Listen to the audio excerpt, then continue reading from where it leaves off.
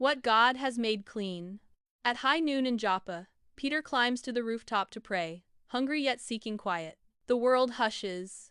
A great sheet descends from the sky, billowing like a celestial sail. Rise, Peter, kill and eat.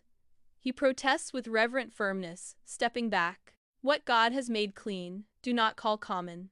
The command intensifies, repeating thrice. The sheet lifts into the blazing sky. Peter is left breathless, wrestling with wonder and fear.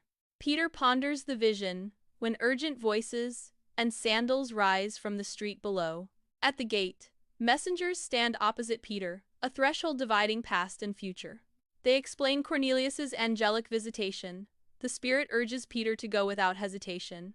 At dawn, they depart, feet splash in surf.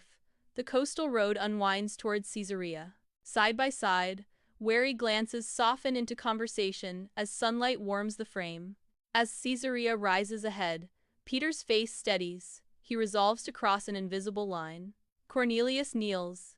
Peter lifts him gently, admitting he is only a man. Peter begins, confessing the vision shattered assumptions and opening a new understanding. He proclaims Jesus' life, death, and resurrection, witnessed and true for all. A hush, then a bloom golden motes drift as the Holy Spirit falls upon them. What God has made clean, do not call common, Peter echoes, calling for water.